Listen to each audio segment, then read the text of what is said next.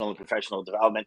Today, we're going to have a conversation with Mr. Steve Rizzo. Again, welcome back, Steve. And we're going to have the conversations with Bob. Welcome to the HPLS podcast. Live, relevant, and high performance information, conversations, and education weekly.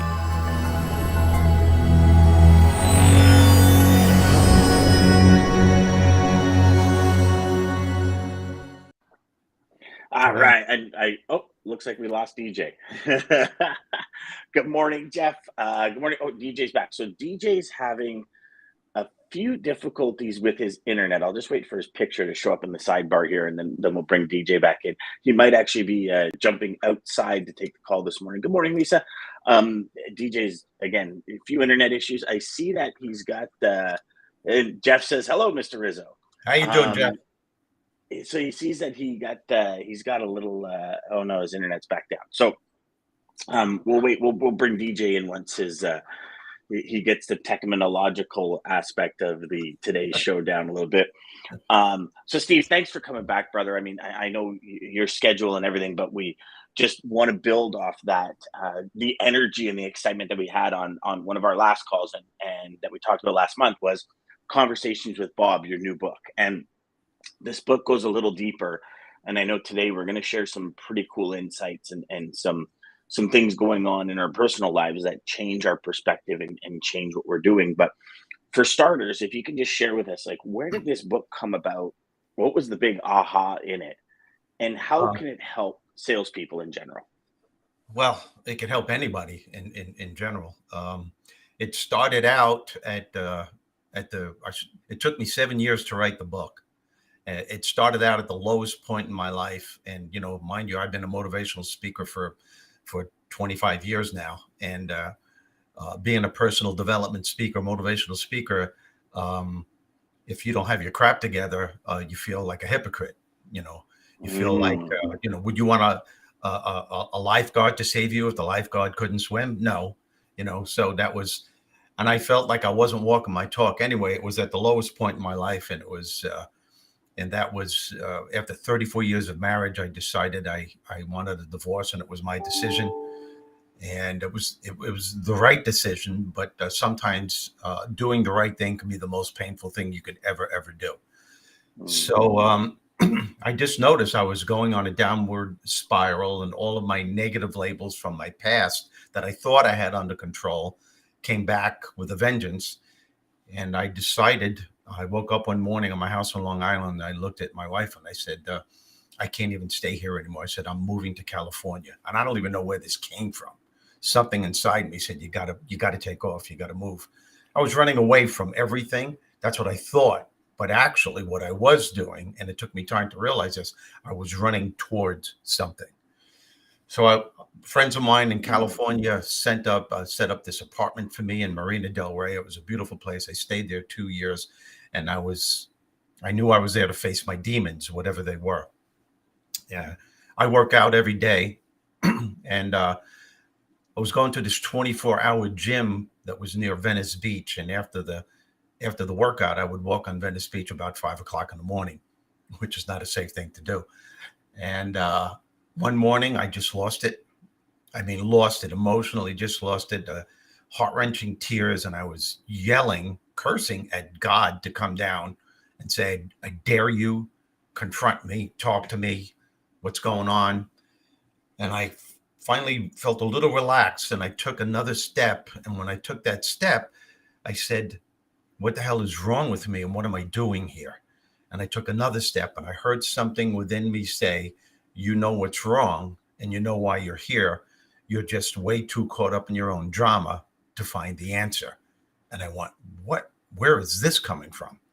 I got in my car, drove to my apartment in Marina Del Rey, took out my laptop, took out a pen and a pad, because that's how I write. And I asked another question, and then another answer came. Then I asked another question. And before you know it, I was there for hours and hours asking questions, and the answer was coming. And I knew I was talking to a higher part of myself. And that part of myself had every answer. They were answering everything. I must have been writing, Dan, for about 5 hours nonstop. not even realizing what I'm doing. And I was exhausted. The next day, when I opened up my laptop to see what I wrote, I couldn't believe it because I didn't remember what I wrote. And I said, oh my God, I'm having a conversation with God. And then as I continued writing, I realized I was writing a book. And then my imagination took over. Then my sense of humor took over. And something started taking place. And this book that took me 7 years, and the reason why it took me 7 years is because every time I thought it was finished, Bob, who is God in the book, said, no, you're not. There's more stuff you have to experience. I'll let you know when it's finished. So it took me 7 years. And Bob is God. It's dialogue. It's between two people, Bob and Bernie. As I said, Bob is God, and Bernie resides in the negative zone. And your inner Bernie resides in everyone on this planet, regardless of race, religion, social status, creed, or anything else. Everybody on this planet experiences Bernie's negative emotions in negative ways throughout various stages of their lives. But that's where your inner Bob comes in, because your inner Bob is the antidote to the firewall of fear, negativity, limiting beliefs, and unhealthy habits that your inner Bernie insists is real. Does that make sense? Makes So total Bob sense. has all the answers. So that's what the book is about. And the book is broken down into 4 parts. And this was Bob's idea, not mine. 4 parts, 16 chapters, 4 chapters to each part. And at the end of every chapter, there are Bob's high points to remember. And I have to tell you, this is what I know so far from the reviews I'm getting on Amazon. My mission from this point on for the rest of my life is to get the message out in the book. And this is the main reason why I was put on this planet, to go through all the crap that I went through to this point where I know that no matter what happens, there's something within you that can meet that challenge head on. Not make the challenge go away or the problem go away necessarily, but help you to cope with it every step along the way. And that is the ultimate empowerment. And my promise to anyone that reads this book, after you read it from cover to cover, you will realize how much power you have over every single aspect of your life. I love that. I love that. Jeff says, sharing this, Steve, it's very power and honest. This can't be easy for you, so I applaud you. Oh, thank you. Yes, you know, complete sense resonates so much in my life. Yeah, that's pretty amazing what Jeff said, because at first this wasn't easy. But then I realized my goal in life as a personal development speaker, motivational speaker, whatever you want to call it, is to help people. And the only way you really can, the 3 talents that I've always had on the platform and in my books was the art of storytelling, my sense of humor. And now I found something even more powerful, and that's being vulnerable. If I can tell people what I've gone through, what I'm still going through, and they can hear, and when I'm on a platform speaking to whether it's 20 people or 8,000 people, and they're saying, wow, if he can go through this and he can beat this, there's hope for me too.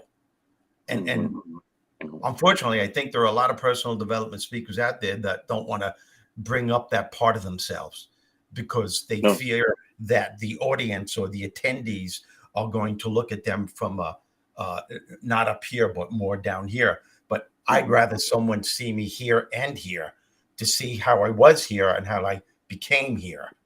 And it's even was here, 25 years into your career, you were here and you went back to here. And right? still, and it's still, I mean, I think no matter, I was 20 years into my career and I thought I just totally lost the ability to sell. But I realized I wasn't congruent with my inner self, which is really, in essence, what you're talking about is being congruent internally and externally, that 360-degree congruency kind of thing.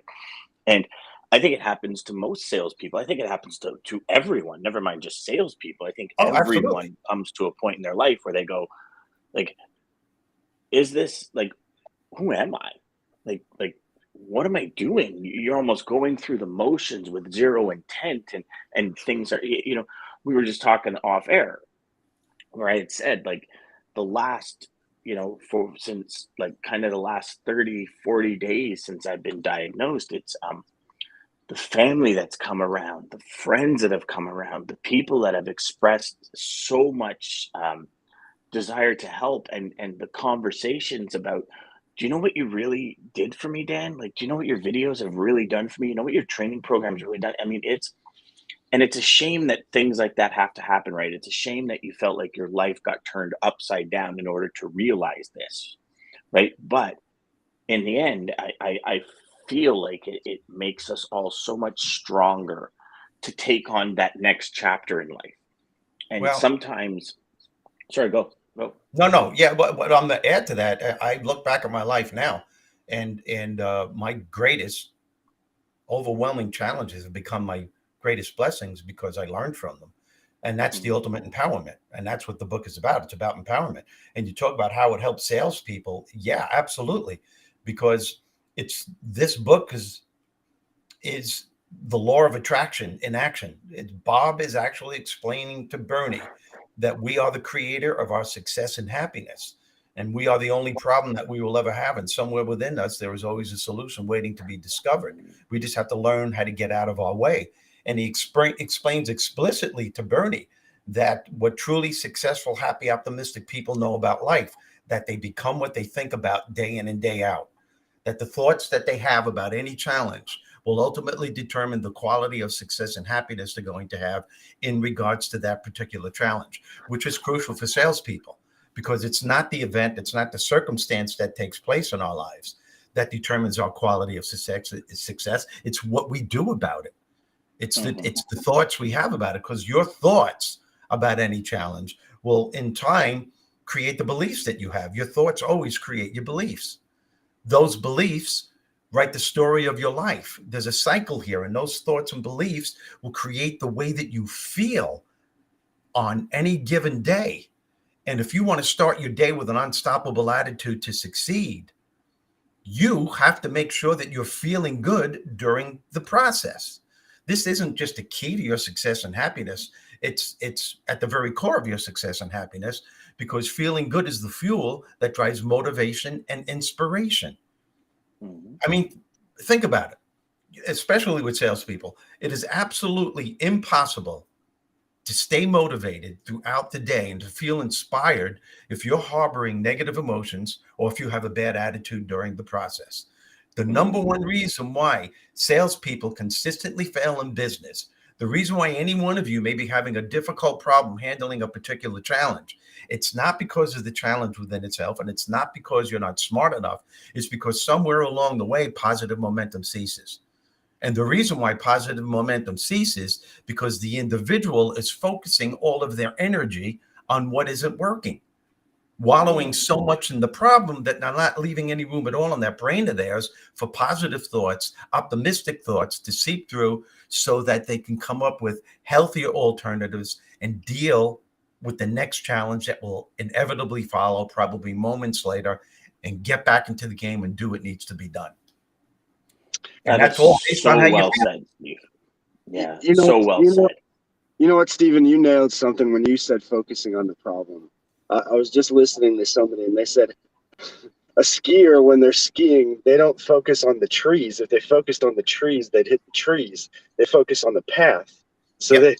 they just see path, Perfect. not Perfect. trees. You can't Perfect. focus on what's going on and think that It, you're going to fix it. You have to find the solutions, not the problem. yeah, when you wake up in the morning, man, your attitude that you have in the morning will be the attitude that you have, that you carry with you throughout the day. And you have to Amp it, know, excuse me? amp Yeah. it. I call Yeah. it amping my morning. It's the way it is. But you're in charge of your emotions. You're in charge of your feelings. And if you say you're not, and if you're one of those that are saying, yeah, but you don't know what's happening. No, it's not what happens. It's what you do about what happens. You got to think about what you're thinking, because those thoughts are creating the way that you feel. And you got to know when you wake up in the morning that you are going to be confronted with a challenge. Chances are. Maybe you won't on that particular day, but somewhere along the way, you're going to. And if you know that, but you also know that there's something within you that can meet that challenge head on, then you're going to be okay. because See, there are that's the people. juxtaposition that people do not see. They wake up in the morning and they Yes, say, "I'm going to hit this challenge," and then instead of continuing the conversation and saying, "How would my best self deal with this? How would I deal with this if I wanted to blast through it?" It's, "Oh my God, this is a challenge. It's a challenge." yeah, See, this is the part of the conversation that I truly love, because this is where we segregate a lot of the confusion, because some people are going to say, listening to this, yeah, but if you wake up in the morning and you think of like what challenges you're going to have, aren't you manifesting those challenges? absolutely. And you are, but you're also precursoring or pre-manifesting how your best self would deal with it. So every morning in my agenda, one of the questions is, what can trip you up today? So I don't like to say, what challenges are you going to face? What can trip you up today? And then the right after that, it says, how would your best self deal with it? So Yep. for example, I have, you know, meeting set, or I have webinar set, or master classes, or recording set. And I'm like, okay, if I'm doing a big recording day, it's like, what can trip me up? Well, some technical issues might trip me up. Lighting issues might trip me up. The overall appearance and the desire for the product not to be the 100% I want it to be could trip me up. Well, how would your best self deal with it? Part of what I say, anyways, when it comes to recording, I mean, I've recorded for literally 6 hours and lost the footage. Something happened, power went out, computer never saved it, can't reset. And most people would lose their marbles. Yeah. I sit back and as tough as it is, and don't get me wrong, it is tough, because you're like, you're frustrated, you're angry. But at a certain point during that frustration and anger, I always stop and say, it must not have been good enough. Yep. Because if it was good enough, the universe would not have taken it away. I lost the manuscript to my first book. 2 years it took Wow. me to write that. And I lost it. I was working on it, and it was before I kept everything in the cloud. I had it on my actual desktop, and my hard drive blew. And I spent probably close to $800 in companies trying to recover that book. Couldn't recover it. So what do? Right? This is the conversation you had with yourself, where you said, what do? Do you just kind of turn into a corner and curl up in the fetal position and cry? Yep. Maybe for 20 minutes, give yourself power to Yeah. do that for 20 minutes, Sure. but then empower yourself to make it better. Yeah. That's what really resonated with me when you were talking about the book and you thought you were done. And it's like, nah, you're not done.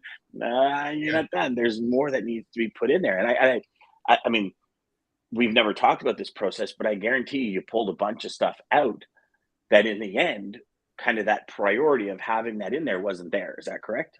Yeah. Yeah. And Yeah. the biggest mistake that salespeople make, not just salespeople, all people in any form of life, is, we just talked about the power of your thoughts. If what you think is what you get, then what you say out loud is what you ask for. And I know salespeople that Mm-hmm. invested an incredible amount of money in their business, and they set out, they put money in it, they put time in it, and they're ready. They're ready to launch their new idea. Everything's going the way that they want. Then all of a sudden, after about a month or two, they hit a major wall. Okay. Or not even a major wall. It's just a challenge. Depends on who the person is. And all of a sudden they start doing this. Oh man, I can't believe this. I knew this was going to happen. Every single time I try to do something, it never works. Why is this happening to me? Everybody else has what I want. Every time I do something, I go 2 steps up and 5 steps back. This is absolutely absurd. How far do you think you're going to go with that type of verbal dialogue that you're programming in your brain? Some people call this, Dan, some people call this negative self-talk. I call it self-curse talk, because you're casting a spell on your life. And if there's anything that's going to keep you from succeeding in your life, personally and professionally, whether it's raising a family, trying to crank your business up a couple of notches, if there's anything that's going to keep you from achieving that and from enjoying the process, it is 100% because of self-talk. Again, if what you think is what you get, then what you say out loud is what you ask for. And it's some people, it's a consistent habit. And you know what the scary thing is? They're not even aware of what they're doing to themselves. It's become a part of their personality. I know people that wake up in the morning, they didn't even take the covers off and go, oh crap, what's going to happen today? What kind of an attitude is that? And they don't Ask and you realize, shall receive. yeah, man, your subconscious runs 97% of your life. So if you're saying things like that to yourself, oh crap, what's going to happen today? your subconscious, which I call the genie of your soul, your genie of your soul is going to go, okay, I'll show you. Your wish is my command. Yes, you're right. Your life isn't working. And let me throw more crap your way to show you that your life isn't working.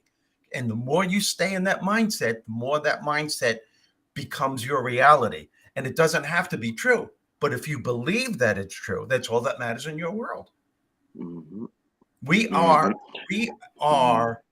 our worst enemies. And as Bob says to Bernie, you're the only problem you will ever have. And you just can't get out of your way to find the solution. And whenever you're confronted with a challenge or a problem of any kind, it's never a matter of managing the situation. It's always a matter of how you manage your mind. Can you manage your mind and those toxic thoughts and emotions that are the very things that are keeping you from finding the solution that's waiting to be discovered and the life that you desire? Talk about discovery. That brings us to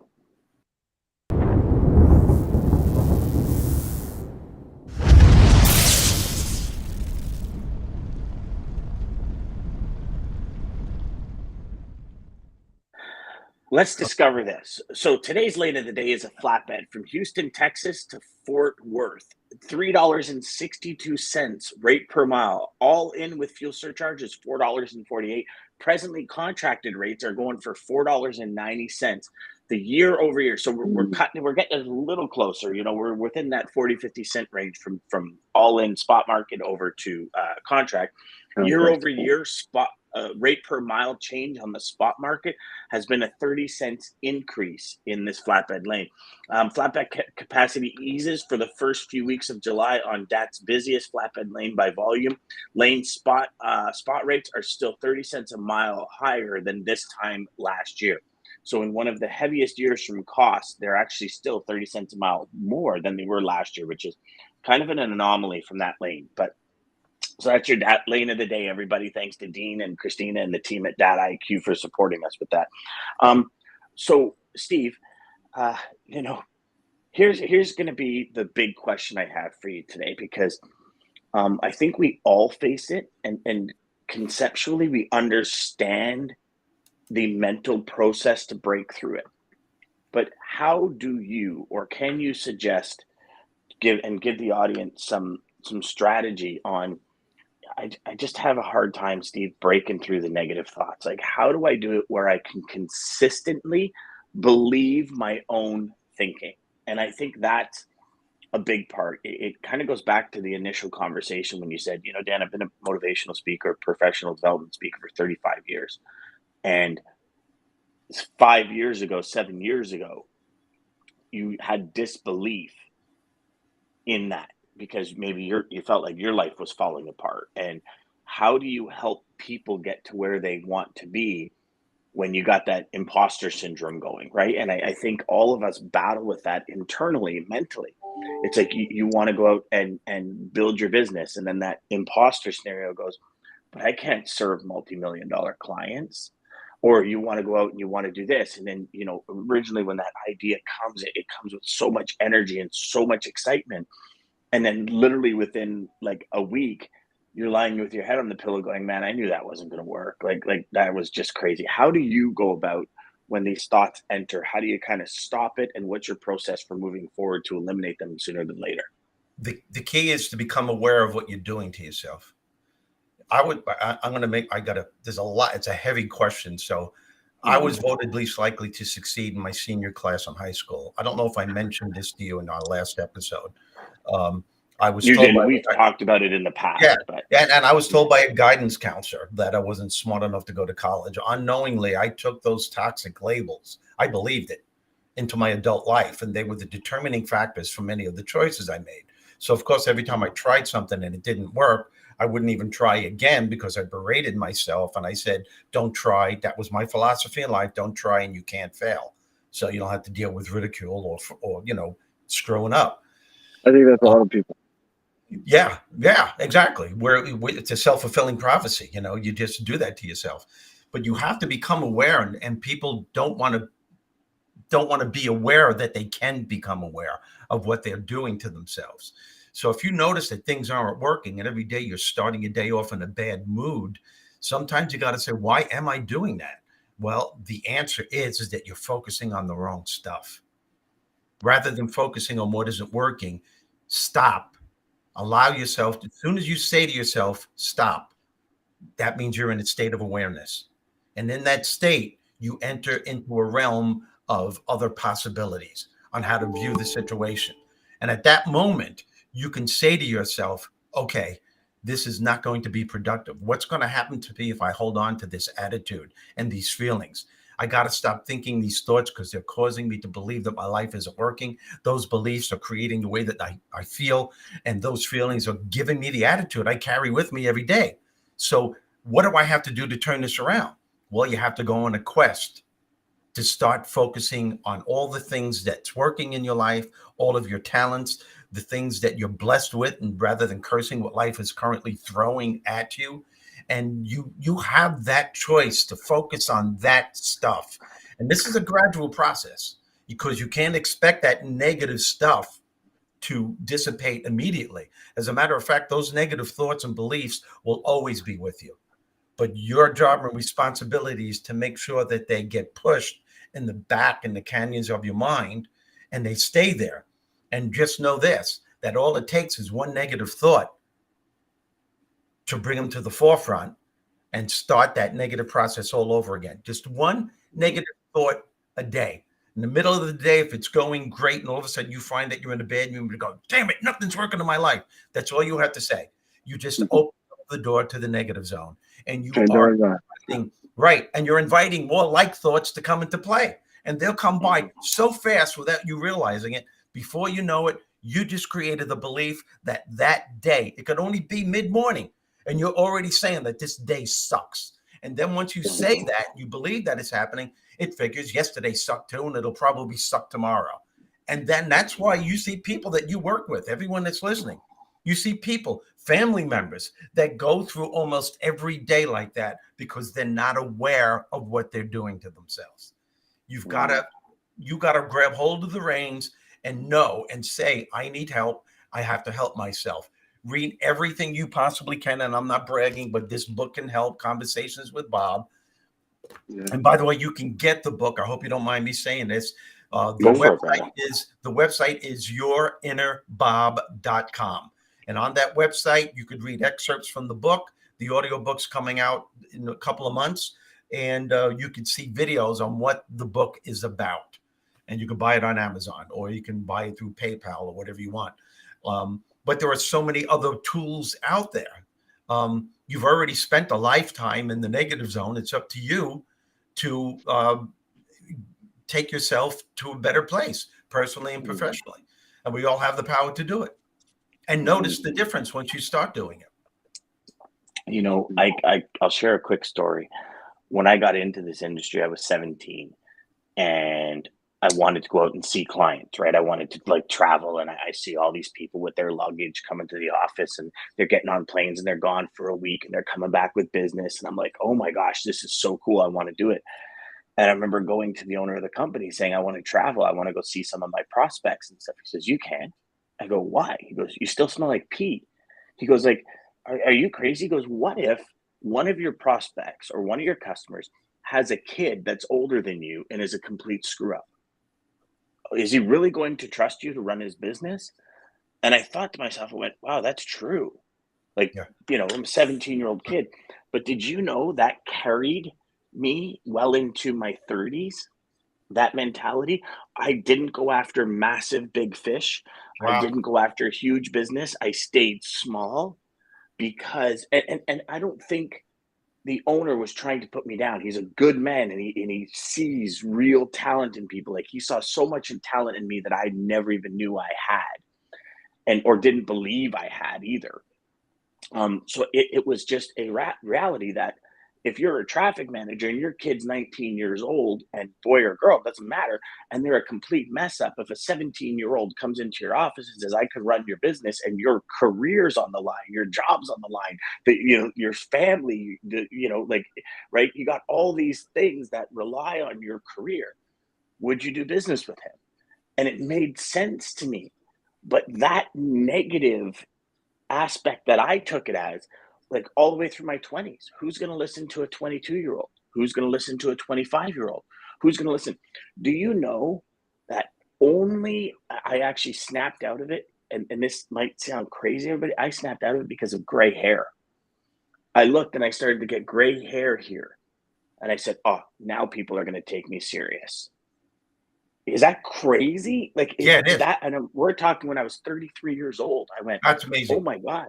Is that just like, and it took me till that time from 17 till 33 to get out of, and I apologize, my voice is starting to go, but it took me that long to get out of this negative, and don't get me wrong, I'd come into the office and I'd be pumped and I'd sell and but in the back of my head, there's all these huge corporations that are multi-million-dollar deals.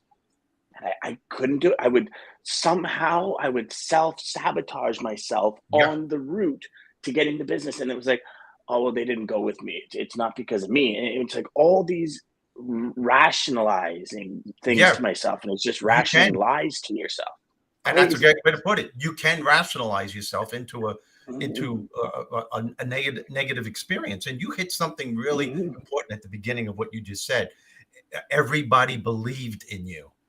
But if you don't believe in yourself, it doesn't mean anything. Talent means very little when it comes to success. It's important to have it, but talent without a belief in yourself is it's not worth it.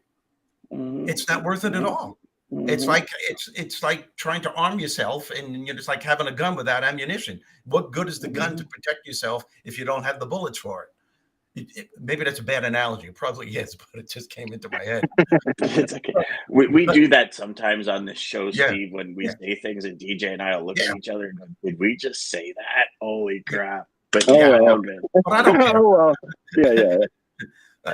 So Jeff says, I start my day off every day with a smile. I charge myself with positivity. I have absolutely no room for negativity. I love what I do, and what we all do is not easy. It's how you answer when called. I like that. Wow, that was perfect. That. Yeah. Lisa said, negative self-talk, so toxic, awful habit. It is. But you know what? It's like our brain instantly goes to that negative. Yeah. Right. Like, and we could talk about this all day long. And the cure is obviously intention, understanding, realizing, operating as much as you can in your conscious mind as opposed to your subconscious mind during the day. When thoughts come into your head, I personally sit back and I analyze for 3 or 4 minutes. Where did that come from? Yep. Why did I just think that? Like, everything is going so well. Why did that just come into my head? And I actually stop and try and trace it back because I want to figure out the origin. Well, that's what you're supposed to do. It's all good if you cut yourself and you put a Band-Aid on.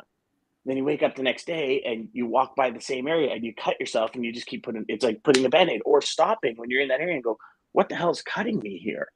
Like, what am I walking by that's cutting me? And move that out of the way. Then you can walk clearly through. And it's that inner analysis that it's all about creating habits. Yes, it's all about creating habits. Most people who are on that negative curse talk rampage aren't even aware that they're doing it. It's become a part of who they are. They started, as I said, as soon as they wake up in the morning and when they go to bed at night. But if you can turn that around by your thought process, you can create another habit, and you're feeding your subconscious. You're feeding the genie of your soul with healthier habits to live by. So if you can continuously say to yourself, wait a minute, I'm not feeling right here. What have I been thinking when I woke up this morning? You can backtrack. You realize that it was your thought process that thought this and thought this that caused you to believe that your day's not going to go well and caused you to feel a certain way. Every time you do that and analyze it, that becomes a part of who you are. That's another habit. So you can backtrack, nip it in the bud right away, and then go on with your life and look at things from a healthier perspective. Is it easy? It's more easy in principle than it is to apply it, but it can be done. Someone said that in my workshop. Well, it's easier said than done. And I went, yeah, well, anything in life is easier said than done, but that doesn't mean it can't be done. It all depends on how much you value your life and how much you value the people that are around you, because people don't realize that negativity is affecting your family, your children, your husband, your wife, significant other, your associates, the people you work with. Their negativity is so toxic. And these people that are negative all day long, well, you don't know what I'm going through. And they have this ability to blame other people and outside circumstances. And before they know it, they won't admit it, but they become victims. Mm-hmm. You have a choice to remain a victim or become the victor. That's your choice. And that choice is based on the decisions you make and what kind of a thought process and belief system you're willing to create from this point on. And it doesn't matter how old you are. It doesn't matter how old you are. You can start doing that right now. Mm-hmm. You know, you said something there, Steve, that's been on both my wife's and my mind a lot recently, is you don't know what people are going through, which is treat people with honor and respect. Like, you know, yes. You have no idea. And, you know, we drive downtown almost every day now for doctor's appointments and stuff. And you look at the faces on people in their cars, and they're like hating their life. It seems like you look at people in traffic, just like slamming like we were parked, and you look beside them, and they're pointing and yelling, and birds are being flipped and all this kind of stuff. And it's like, wow, but you really have no idea. Like, we were driving downtown, and this one part, because the highway, we were using Waze, and the highway was blocked, so it takes us down on these like side streets and all this, and it was difficult to navigate. I'm trying to navigate, my wife's trying to drive, and there's people everywhere, and it was like, I'm like, oh my gosh, you have to turn here, and my wife just kind of cuts off and turns. Well, we end up cutting somebody off because we're almost late for a hospital appointment to talk about my cancer treatment. So that's like, you know, internally, that's eating you up inside. And it's like, and you're thinking about, okay, what's 3 weeks down the road going to hold? What's 5 weeks down the road going to hold? Am I going to continue being able to work? Am I going to continue to be able to do this show? My wife's sitting there thinking, what is my business and my work going to be doing? And how is my husband going to be? How are my kids going to be? Like, there's all these thoughts going in your head. Yep. And you're trying to get to a location. We didn't leave late. We actually left 45 minutes early. We just happened to hit so much traffic. We did a lot for an hour and something worth of traffic. And it's like, this person's losing their mind behind us. And I feel bad because we had to cut them off. But if we didn't cut them off, we'd be totally lost. And it's like, you know, you never really know what somebody's going through. No. So you know what? Maybe give them the benefit of the doubt. Yes. For a second. That's one of the greatest lessons in life. And someone asked me not too long ago too, what is your favorite saying that you heard? I have a lot of great sayings that I wrote myself, but the one that I think is the most important for everyone to embrace is walk a mile in my shoes. And what that means is, if you could allow yourself to put yourself in someone's body. Let's say there's someone that you really dislike. They're the most annoying person, and you want to go after, you want to tell them off. And I bet you, if you could put yourself in that person's body and feel what they're feeling for 1 week, maybe not even, maybe just a day, you would have a profound understanding as to what that person's going through, why they think the way they think, why they feel the way they feel, and where that fear is coming from and stems from. And then you can pull yourself out of that body. You would go, whoa. It would instill in all of us, if we could do that, an incredible amount of compassion and understanding. And who can deny that this is what this planet needs more than anything else? It may not make what that person does right. It's not a matter of right and wrong. It's a matter of advantages and disadvantages. It may be inexcusable what they did, but there's always a reason why a person acts the way they act. And if we could understand that reason and find out what's going on in here and in here in that person, whoa, we would have a better understanding on life situations. That's so well said, Steve. So Lisa's got 2 questions. I know we're running over. Do you have another 5, 6 minutes? I have as much time as you want. Okay. Okay, great. Lisa says, when you stop and analyze, if you can find the root, you become aware and have a choice to make another decision to think differently. I like that. Yes, Lisa says, any advice for helping an older family member become aware of their negativity when they are negative with almost every interaction they have with others? it's I get Oh, that that's a question all the big time, question. and it's very, Yeah. very difficult to make people aware of their own negativity because they don't want to hear it. Lisa, the only thing that you can do is you can't change the person. You might be able to. What you have to do is change your way of thinking of that person. And it's like I just said about allowing yourself to put yourself in that person's shoes, to see where it's coming from and respond to them differently from a higher part of yourself, which is not easy. But the more you do it, the more it becomes a part of who you are. You may want to also sit that person down and just have a conversation, not with a finger like this, not with accusing, just with, I just noticed and I care for you and love you so much that this is what you're doing. And are you aware of what you're doing? And this is how it makes me feel when you speak Exactly. to me like Just, that. but a lot of times though, just, be aware that people just don't want to hear it. They don't want to, because the Mhm, first thing they're going to say to you is, but. Yeah, but mhm, you don't know what I'm going through. Yeah, but if this person would have done this, no, no, no, no, no. Yeah, but he cheated on me, and yeah, yes, life sucks and people do. So, but what are you going to do from this point on? What are you going to do? What are you going to do about it? Are you going to allow mhm. that situation to control your entire life?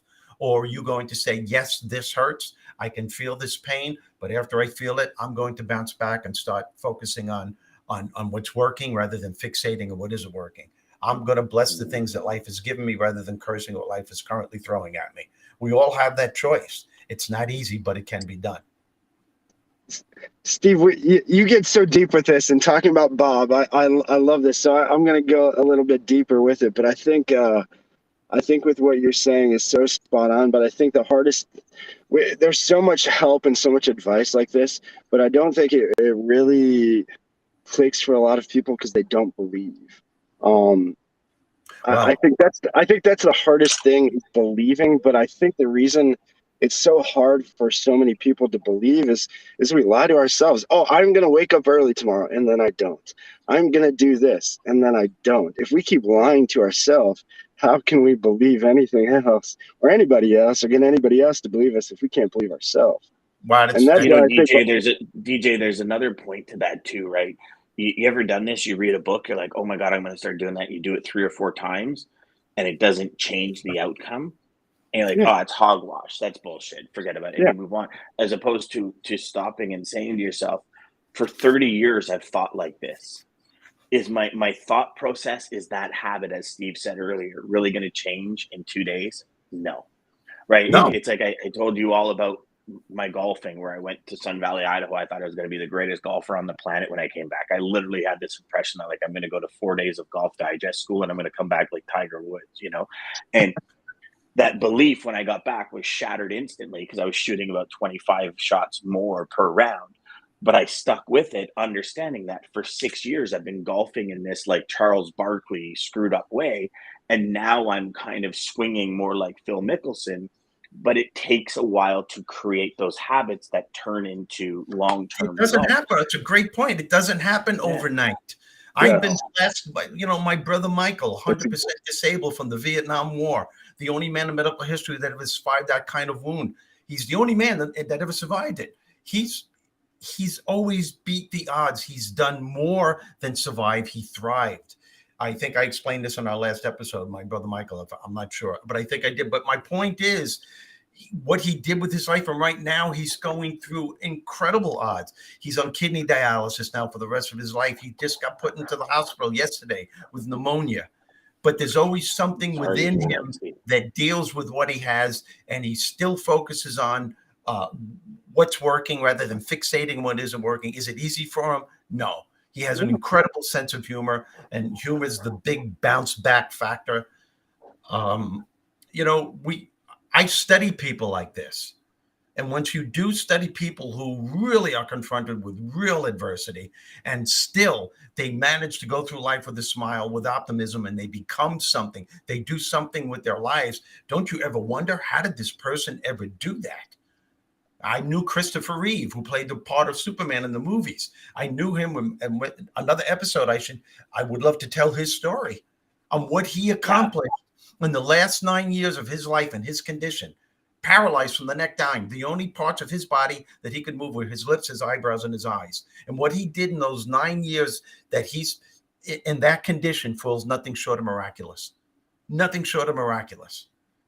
And I know that word. You know what? We'll do that. We'll do that next month for sure. Yeah. Let's do that next month. Yeah. That's an amazing way to end. DJ, I know you had a little bit of adversity this morning with your internet, and you know your dedication to the show helped you overcome that because you're in your car now.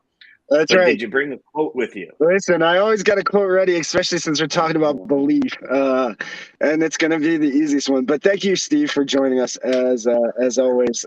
I love these conversations. We'll have to have some side talks separate because anytime, guys. You know that. Call me anytime. Let's talk. And please go to yourinnerbob.com. Purchase the book. I guarantee you. Yes. If you do this, that means you're part of the mission. You're part of spreading the word, and that's why I'm here on this planet. And if you like the book, and I know you will, just tell other people about it.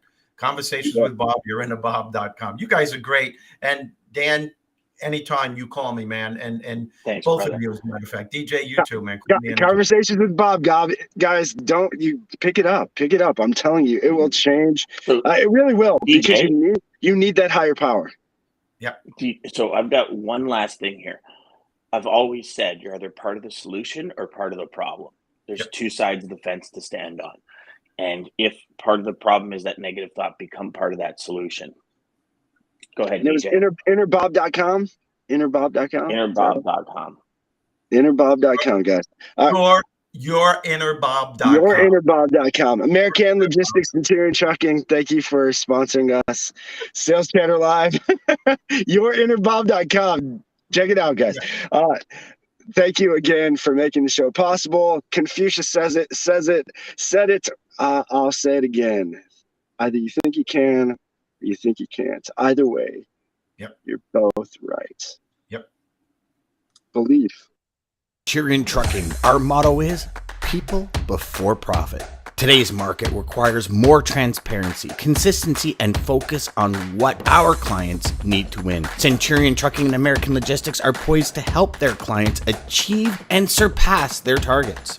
If you're looking for a team that honors your needs, dreams, and aspirations, then get a hold of Daman at American Logistics or Centurion